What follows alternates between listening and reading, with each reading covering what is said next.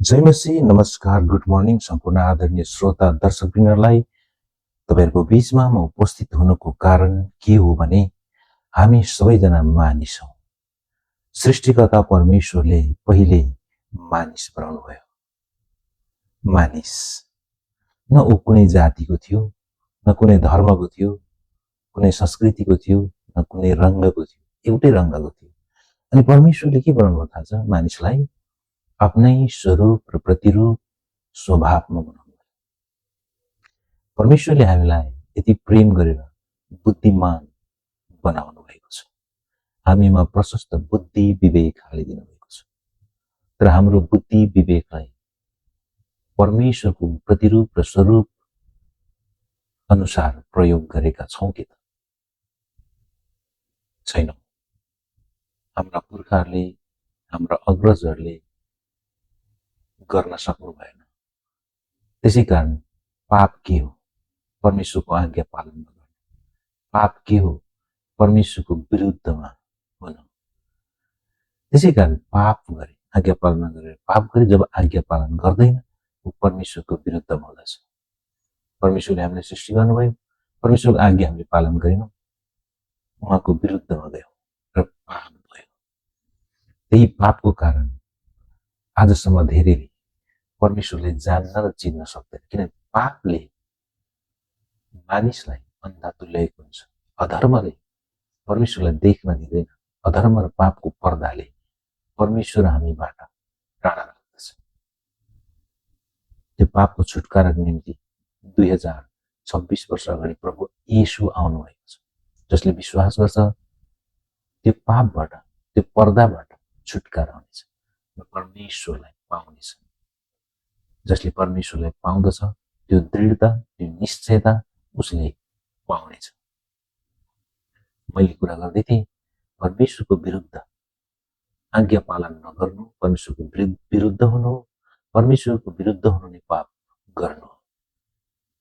त्यो हाम्रा पिता पुर्खाले गरे। परमेश्वरले बनाउनु भएको पहिलो मानिस आदम हव्वाले पाप गरे, परमेश्वरको आज्ञा विरुद्ध काम गरे, परमेश्वरले नखानु भन्नुभएको कुराहरू खाए, आज्ञा उल्लङ्घन गरे। फल महत्त्वपूर्ण कुरो थिएन, तर आज्ञा महत्त्वपूर्ण कुरो थियो। आज्ञा पालन नगरेको कारणले गर्दा पाप सिर्जना भयो। आज्ञा पालन नगर्नु नै पाप गर्नु। र अहिले प्रभुले त्यो योजना गर्नुभयो पाप क्षमाको निम्ति। उहाँ आफै येशू ख्रीष्ट भएर आउनुभयो र बलिदान भएर हाम्रो पाप क्षमा गर्नुभयो। जसले विश्वास गर्दछ र उहाँको फेरि आज्ञा पालन गर्दछ उसले उद्धार र मुक्ति पाउनेछ। त्यही कारणले गर्दा मैले अघि के भन्दै थिएँ सुरुमा, परमेश्वरले पहिले मानिस बनाउनु भयो। न कुनै नाम, थर, जात, रंग, धर्म, संस्कृति कुनै पनि त्यहाँ तोकिदिनु भएन। परमेश्वरले मानिस बनाउनु भयो। तर मानिसहरू हाम्रो पिता पुर्खाहरू हुन्। उनीहरू बढ्दै बढ्दै बढ्दै गए। सृष्टिकर्ता परमेश्वरलाई पर बिर्सेर, गाउँ बिर्सेर सृष्टिका कुराहरू जो परमेश्वरले बनाउनु भएका वचनद्वारा निर्मित कुराहरूलाई, सृष्टिका शक्तिहरूलाई जो परमेश्वरले बनाउनु भएको शक्तिहरूलाई परमेश्वर सृष्टिकर्ता मान्न थाले। अझै ठूलो पाप गर्न थाले। किनभने उहाँले बनाउनु भएको कुराहरूलाई, सृष्टिहरूलाई मेरो सृष्टिकर्ता हो, मेरो परमेश्वर हो भन्नु परमेश्वरको विरुद्धमा जानु। परमेश्वरले पहिले त मानिस बनाउनु भएको हो नि, अनि मानिसको निम्ति बनाउनु भएको सबै कुरो। तर मानिसले परमेश्वरले बनाउनु भएको थियो सर्वश्रेष्ठ मानिसले बनाउनु भयो सर्वश्रेष्ठ प्राणी, ज्ञान बुद्धि विवेक आफ्नै स्वरूप र प्रतिरूप स्वभावमा बनाउनु भयो। तर उसको स्वभाव प्रतिरूपहरूले परमेश्वरलाई बिर्सेर उहाँले बनाउनु भएको कुराहरूलाई परमेश्वर मान्न थाले। मान्दै मान्दै मान्दै आउँदाखेरि जातहरू सिर्जना भयो, संस्कृतिहरू सिर्जना भयो, धर्महरू प्रादुर्भाव भयो अनि विविध धर्म अझै झाँगिँदै लहरिँदै विभेद हुँदै गयो। तर कसैले पनि परमेश्वरलाई फेरि सम्झेन। मानिसलाई परमेश्वरले बनाउनु भएको भनेर मानिसले सम्झेन। मानिसले मानिसलाई नै बिर्से। मानिसले मानिसको विरुद्धमै पाप गर्न थाले।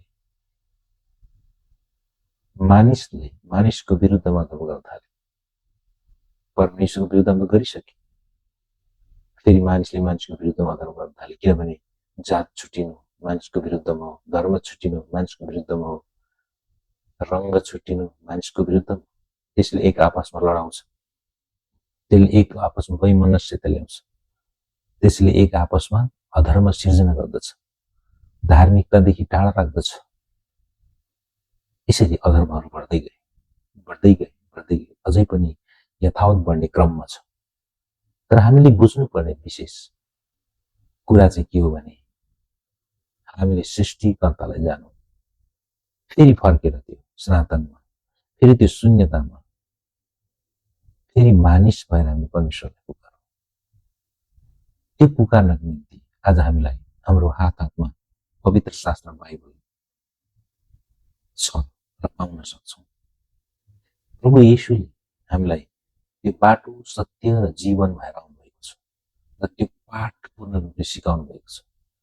मानिस भएर कसरी जिउनु पर्ने, मानिस भएर परमेश्वरलाई कसरी खुसी राख्न सक्छौँ भन्ने कुरा उहाँ आफैले उदाहरणीय रूपमा गरिबरी जानुभयो, मर्नुभयो, मरेर मृत्युले पनि जित्न सकेन।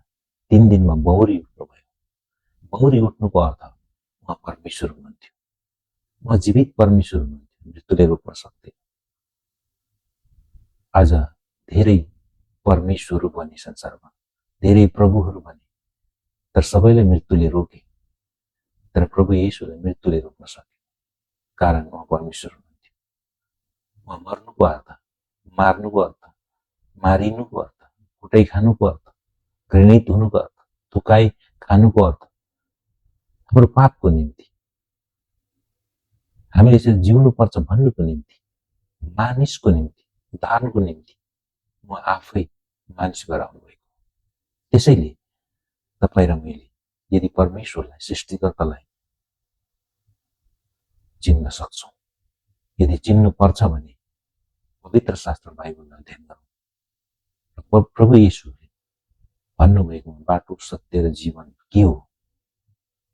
बाटो परमेश्वरलाई चिन्ने, जान्ने, स्वर्गमा पुग्ने, सत्य परमेश्वर को हुनुहुन्छ भन्ने कुरा सत्य, र जीवन, हाम्रो जीवन कसरी जिउनुपर्छ भन्ने कुरा उहाँ आफैले उदाहरणीय जीवन जिएर हामीलाई सिकाउनु भएको छ।